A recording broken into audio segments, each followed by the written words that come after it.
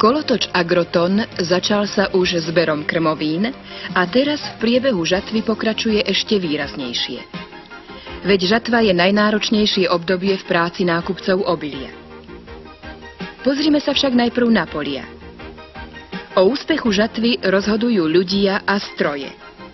Aj v tomto roku je organizácia zberu letných obilnín zameraná na prúdovú žatvu v komplexnej nadväznosti zberovej techniky. V našom najproduktívnejšom západoslovenskom kraji majú v tomto roku poľnohospodári vyrobiť viac ako 2 milióny tón zrnín. Pred poľnohospodárskymi nákupnými a zásobovacími závodmi v okrese Topoľčany nenájdete kolónu čakajúcich vozidiel ani v čase žatevnej špičky.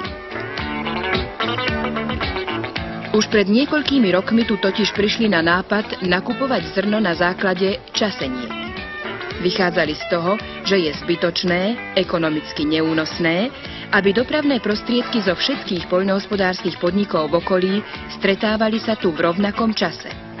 Nepridáva to ani pokoja pri preberaní obilia.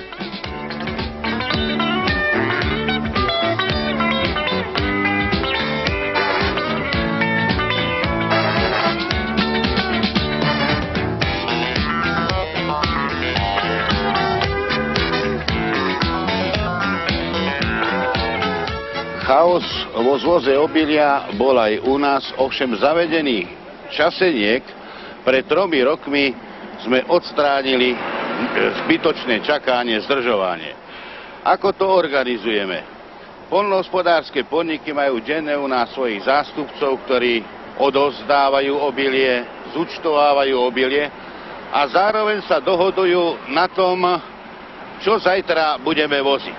Povedia nám svoje ponuky, my zvážime naše možnosti a dohodneme sa na zvoze obilia podľa druhu, podľa kvality a vydáme na to časenku, ktorú máme spracovanú v 14 sledoch, to znamená na 14 hodín od 6 ráno do 20 večer, dokedy preberáme obilie. A potom celý deň sa tok alebo prísun obilia reguluje podľa týchto časeniek.